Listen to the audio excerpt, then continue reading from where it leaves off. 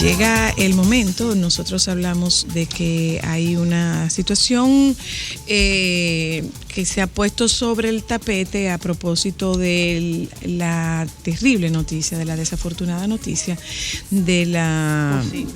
no de la aparición, porque los cadáveres no aparecen. Los cadáveres encuentran cadáveres, el hallazgo de un cadáver, los cadáveres no aparecen. Ante la noticia tan penosa del hallazgo del cadáver de que se supone que sea el cadáver de Carla, porque todavía no hay una confirmación, por lo menos hasta este momento no hay una confirmación de las autoridades pertinentes, entiéndase policía, y no hay una confirmación, policía forense del Instituto de Patología Forense, no hay una confirmación de que efectivamente se trate del cuerpo de Carla. Sí es una niña que coincide con la descripción de ella, pero que no necesariamente se trate de ella. Teníamos pautado este programa sobre donación de órganos, que es un programa que nos han estado solicitando durante muchos meses, bueno, sí, varios meses. Y hoy nosotros vamos a hablar de cuál es la realidad de la donación de órganos en nuestro país. ¿Cierto? Buenas tardes, bienvenidos. Muy buenas tardes. Hoy nos visita dos personas que van a representar al INICORP. Está Elsie Fernández. Aime y Carlos. La doctora Aime Camaño, que me llamaron a Elsie. Y Carlos Morales. Y Carlos Morales. Entonces, vamos a hablar un poquito de cuál es la situación. ¿Cuál es la situación de la donación de órganos en nuestro país? En Latinoamérica está bastante comprometido. Sí. Es bien difícil el tema de crear conciencia para donación de órganos. Sí, la verdad, primero que nada, es hablar que es el INCOR. Este es el Instituto Nacional de Coordinación de Trasplante. Este fue creado debajo de la ley 329-98, por la cual es una ley de regulación de donación y legado de estos órganos trasplantados. Entonces, estos se rigen también por lo que es un Consejo Nacional de Trasplante. Estos dictan las resoluciones sobre quién se puede trasplantar estos órganos, a dónde quién, regular una lista de espera. ¿También crean los protocolos para eso? Sí, existen unos protocolos y también con la regulación de la misma ley. Entonces, este instituto es el que se encarga de sobrellevar todo lo que es tanto donación de vivos como donantes cadavéricos. Entonces, no es tan sencillo hablar de donación, puesto que esto requiere de un gran personal, requiere de un grupo de personas preparadas estrictamente para lo que es hacer una extracción de órganos, así como realizar un implante. También de la búsqueda de los donantes, que tienen que tener algunas condiciones necesarias para poder hablarse de donante. O sea, ya un paciente que ya haya estado en una unidad de cuidados intensivos, donde esté conectada a una máquina que le sigue dando vida. Esa es la razón por la cual en la calle no podemos decir que una persona le encontraron y le quitaron los órganos, porque automáticamente este órgano deja de recibir sangre, entonces se isquemia, o sea, muere el órgano. O sea, Aime, no solamente se necesita el deseo, por ejemplo, yo quisiera donar. Si algún día yo parto de este mundo, yo quiero donar. Con el simple hecho de querer, no necesariamente tú eres un candidato para ser donante. Las leyes de nuestro país indican que el familiar es el que tiene la última palabra. Independientemente todos ustedes digan yo quisiera donar y tengan un carnet de donante al momento de su fallecimiento y se acerque luego de un buen diagnóstico ya de muerte encefálica por varias personales de salud y de un examen instrumental que también diga que hay una muerte encefálica, entonces se ponen en contacto con nosotros con INCOR. Va un coordinador de trasplante, se acerca a tu familia y se le pregunta si la familia en ese momento decide donar, entonces sí se procede a la donación. Si dicen que no, en ese momento automáticamente se abandona. Por encima de que mi deseo en vida era eso. Eso es en caso de personas que han tenido muerte cerebral y que decidieron y sus familiares ratificaron la decisión. Pero, por ejemplo, cuando ustedes están buscando un donante para un trasplante de riñón y que encontramos a alguien que es compatible, ¿cómo es ese protocolo? Bueno, si se habla de donación de vivos, entonces la persona que necesita ese órgano se dirige al INCOR. Dice, enseña de por qué razón, o que no tiene un familiar directo. Porque para que eso proceda necesita un familiar directo, ya sea su pareja, que ya es considerado como familiar directo, sus hijos, su sobrino, que tenga la demostración de que este sí es familiar consanguíneo de la persona. Entonces se procede a evaluar un grupo de protocolos. Entre los protocolos está el análisis psicológico, tanto como para el donante como la persona receptora.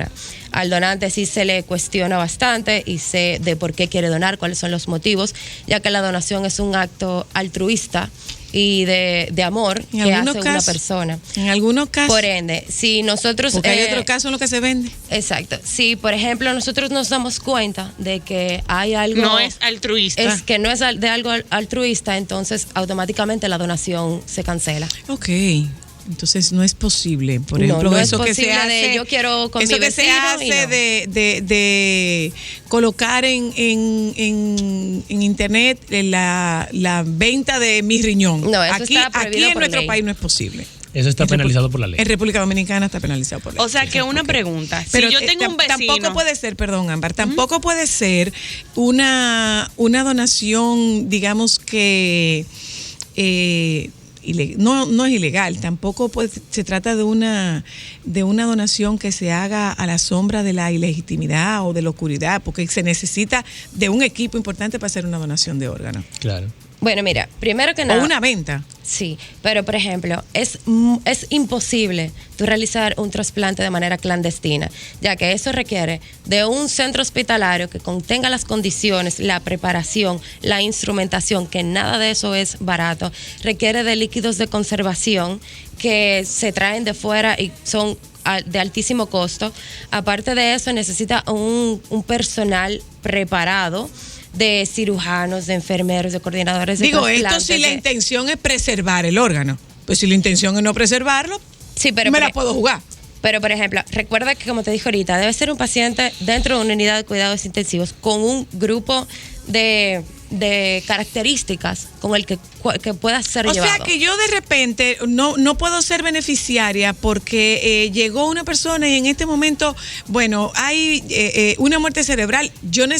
Es necesario someter este organismo a una serie a un protocolo anterior a la extracción de estos órganos. Por eso es que o sea que hay que preparar a ese paciente para eso. Claro, el paciente donante hay que prepararlo, así sea el donante cadavérico. No es que yo llegué al hospital y por casualidad yo necesito un donante y hay un cuerpo para donar. Tanto el donante como el receptor necesita cumplir un protocolo. Dentro de la unidad de cuidados intensivos, ya cuando se afirma la donación, a veces hay que hacerle analíticas de viral, analíticas tumorales, analíticas de si realmente el paciente son viables sus órganos, pruebas hepáticas, pruebas cardíacas, todo tipo de pruebas se les realiza para que pueda, porque puede ser, sí, lo tengo en muerte encefálica, pero luego de que nosotros hacemos el análisis del cuerpo y nos damos cuenta que hay algún problema con sus órganos y realmente no puede ser trasplantado a otra persona. Usted tiene una pregunta, doctora. Sí, buenas tardes, bienvenida. Buenas tardes a todas las oyentes. Hola, Doc. Y algunos oyentes también que nos están escuchando.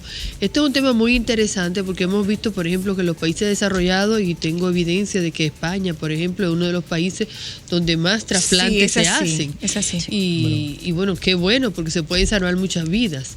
En el caso de un paciente accidentado, que por casualidad hayamos logrado que se concientice y que diga sí antes de una persona joven, una persona 25, 30 años, mira, sí, yo he estudiado fuera, yo me doy cuenta de que es algo que se utiliza mucho en los países desarrollados, porque si mis órganos en este momento ya yo no los necesito, le pueden dar vida a otra persona. ¿Cuál sería el protocolo de una persona que ya lo ha autorizado o que sus familiares decidan, mira, mi hijo o mi hija definitivamente va a morir, tiene unos órganos jóvenes, sanos, pues pueden servir para otra persona? ¿Cuál sería el protocolo en estos casos? Bueno, mírame, como la doctora me había aclarado anteriormente, lo primero es hablar con la familia. No, pero si es la familia la que dice sí. Si la familia dice que sí, se somete el proceso de que se hagan las analíticas a ese paciente. Si hizo muerte encefálica en la unidad de cuidado intensivo solamente, porque si hace una muerte encefálica fuera de la unidad, lamentablemente los órganos ya no son viables. Ok. Si fallece fuera de la tiene unidad. que fallecer en la unidad de cuidado intensivo conectado a las máquinas. Esa es la primera condición para que una persona fallecida pueda ser donante. Tiene que estar en unidad de cuidado intensivo en un hospital. No puede ser en la calle que se lo lleven corriendo. Solamente córnea. Córnea es lo único que si un paciente fallece en esas condiciones en la calle, tenemos hasta 9 horas para obtener las córneas. Solo córnea. Si es algún órgano, recuerden, automáticamente la sangre deja de llegar, es un órgano que muere y no puede ser utilizado. Porque es que no es un asunto como de que tú cogiste un riñón y le cortaste los pedazos y te lo llevaste así. Porque hay una serie de conexiones, de vasos, de venas, de arterias y de que se lo cuantas otras cosas anatómicas. Solamente el 3 o el 4% de las muertes hospitalarias pueden ser donantes. O sea, es muy bajito el porcentaje. Es sumamente bajito. Deme un momentito, yo contesto esta llamada y voy después a publicidad. Buenas tardes. Aló. Aló. Zoila, Epa. hay algo importante, yo creo que deben hablar ahí.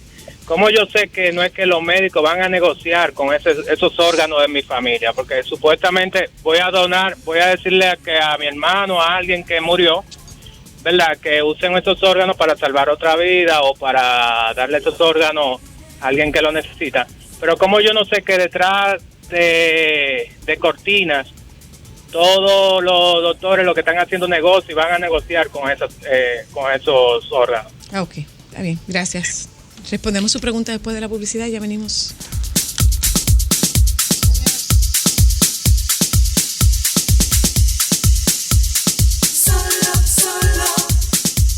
Comer saludable para mí a veces es difícil. Las tentaciones son muchas y están por todos lados, pero yo